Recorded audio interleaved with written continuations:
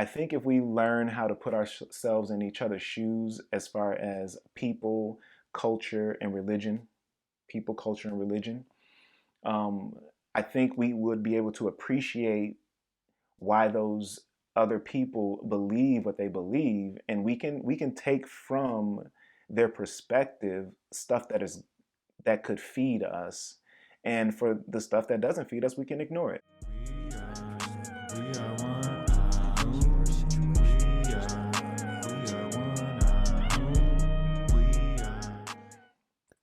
Namaste, my fellow life inquisitors, and thank you for tuning in to another Power Interpretation with Blue Yogi. I feel so bad for you guys because I've been gone for so long, you know? Um, I've either been like under the weather, or I left and didn't bring my setup, or something happened to where I wasn't able to give content.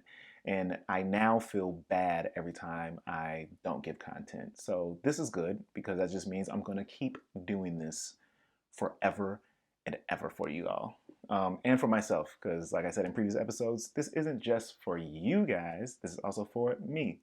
The power of interpretation is a quality and an ability for all of us, and I think it's an ever-growing thing. If we stop attempting to grow it, then um, you become dull and mundane. Yeah, we don't want that. So today's episode, my shoe, your shoe, what's the difference? I just like the title. I'm done. Done with that episode. Okay, so I have some notes next to me because I wanted to get specific on this. So how the topic's been coming to me now is when I think of a title, I write it down in a notebook. So I have the next 4 episodes ready. Tomorrow is authenticity. Yes, Xanthi requested that I do one on authenticity. She listened to one of my previous episodes, and that one's tomorrow. I'm excited because there's going to be a special guest tomorrow. But anyways, let's get into this episode. So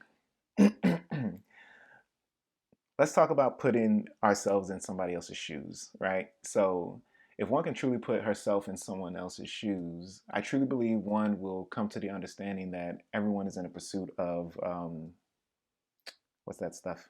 Happiness. I did that break on purpose because I know that everybody knows the answer to that. All right, it's happiness, right? So, but what kind of happens with us sometimes?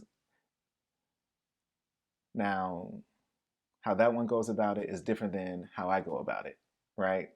That's like a thing. I'm in the pursuit of happiness. How that one goes about it is different than how I go about it.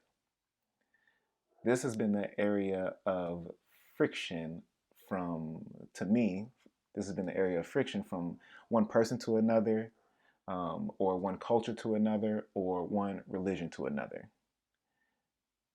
Yeah, Blue, fundamentally, it's all for the pursuit of happiness, but how they go about it, it loses me, right? But why is that? That would be my question to ask our awareness and our interpretation. Why do we get lost just because somebody else is pursuing their happiness in the way that they believe they want to pursue it? Um, that person doesn't get happy off of cereal in the morning. They get happy off of steak. This happens. Somebody could be very upset about this. Somebody else could just be like, oh, okay. Um, I know it's a ridiculous example, but anyways, let's keep going. So let's ponder this for a second, all right? Let us ponder on something, and I think we can come to the same conclusion. So,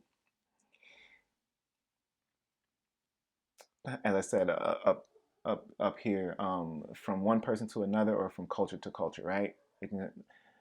How a nation pursues happiness is different than another nation. So, the first thing I want to ponder about is the fight for resources on a national level is called war, right?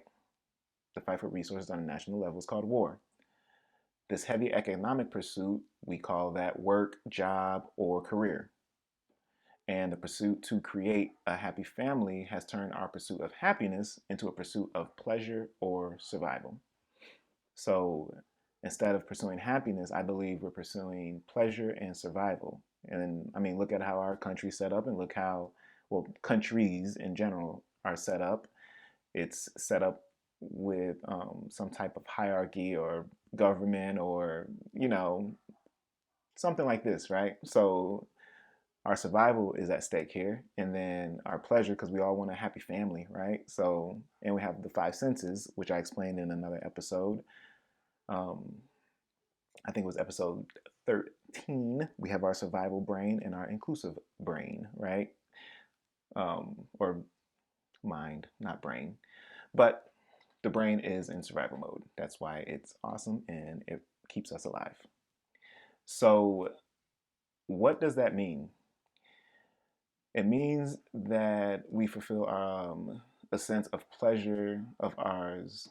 When we fulfill a sense of pleasure of ours, we take that as us being happy. Another way to look at it is, as long as I eat what I want, when I want, and I can pay my bills every day without trying too hard, I'm finally happy. Okay? So they say food, shelter, water. I remember hearing that growing up a lot. Boy, you got food, shelter, and water. You should be happy. But I want to challenge that by saying I think fulfillment is the art of fulfillment is the true happiness, um, or just being able to control your own emotional state is actual true happiness.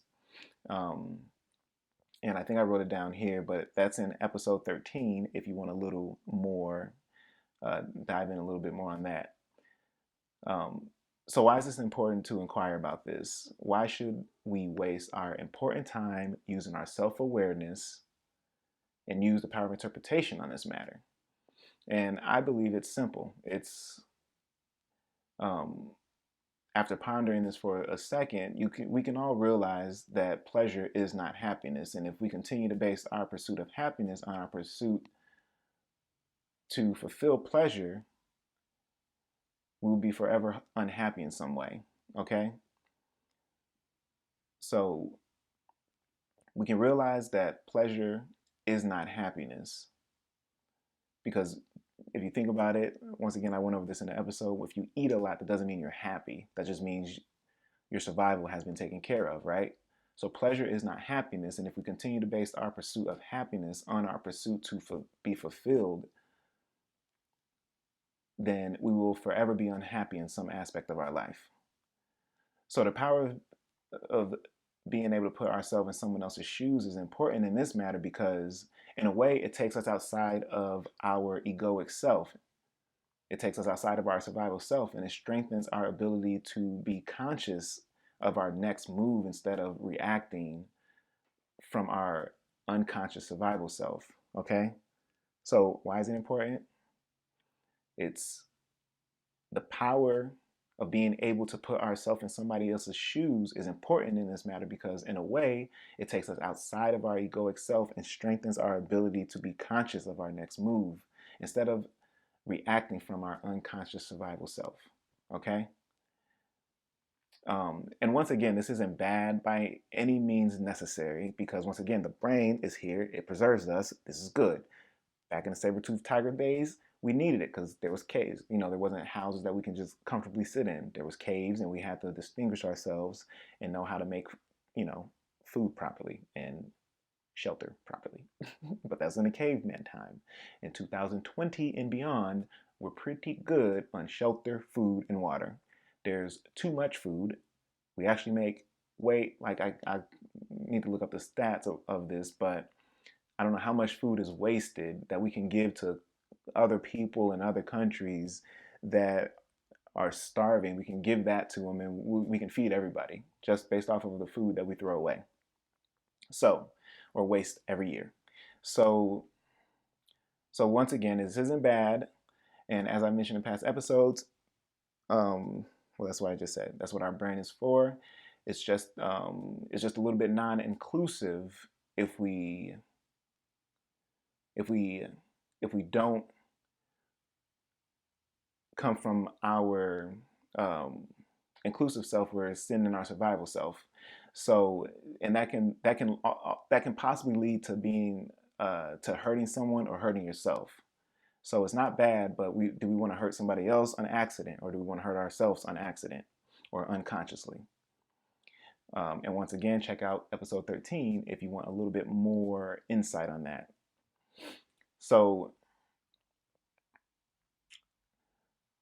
and I wanted to talk about this. I want to just give a story basically. I truly believe people feel safe around me and open on a deep level because of my ability to do this. So, what about you? Do people feel that they can open up on a deep level, or is it just on a certain place that, oh, I just felt like sharing that because they have like the taxi drivers, or Uber drivers now. Um, they're like psychiatrists or like the bartenders. There's a old joke about how bartenders are uh, psychiatrists basically because people go over there to talk about their problems. That's not what I mean. I mean, you're actually people, friends, co-workers. They know you as the person who, man, I just feel so safe around you and I can just talk about anything with you. Is that you? Can people uh, actually feel if you're there for them or not? Ask yourself that question. I'm mostly told yes. And I Um, and they always, a lot of people tell me, they say, you're not trying to hurt me or fuck me over. That's weird. I'm in the entertainment industry. So when you're in a doggy dog world like the entertainment industry, there's a bunch of politics and people, quote unquote, screwing people over. So I would give that credit to my understanding of this trait or value, the ability to put myself in other people's shoes. Um, and one thing that I used to challenge myself with when I was growing up was, can I be around the quote unquote unpopular kids without feeling stupid or embarrassed? So I think I grew this trait or value because of this exercise. So anytime I felt embarrassed inside while I was hanging out with a so-called unpopular kid, I would make myself stay around them and ask more questions about them, especially if they had done nothing to me. And one story I bring up, if you've been around me and heard me talking to people and trying to get them to just like, don't be mad at that person, like relax, like you don't know their story, you don't know their whole story, like you probably know one side of it, but they could have been coming out of fear, right? But I remember I had a friend who had 6 fingers and 6 toes, and he was not very popular in school. And I just remember feeling like, man, like people just don't want to hang around him because he has 6 fingers and 6 toes, which I guess I kind of get it. But even back in the day, I was just like, well, that's a human possibility. That's all I thought about. So I was like, but that feeling of, man, should I hang around them? Because then that person's not gonna like me. Instead of falling into that, what I said my challenge was, which is I'm gonna get to know him a little bit more, and he happened to be a really freaking cool person. um, so I did that a lot, and I even hung around like the goth kids growing up because of this challenge that I gave myself. Like I just didn't. Anytime I felt like I was gonna feel embarrassed or unpopular or whatever, I I, I did the opposite because once again, if you heard one of my favorite quotes, treat everything how you're going to be treated. It's the original is treat everybody how you want to be treated. Um, but I wanted to go over these stories and I wanted to go over this because I think if we learn how to put ourselves in each other's shoes as far as culture, and religion, people, culture, and religion, um, I think we would be able to appreciate why those other people believe what they believe, and we can take from their perspective stuff that could feed us, and for the stuff that doesn't feed us, we can ignore it.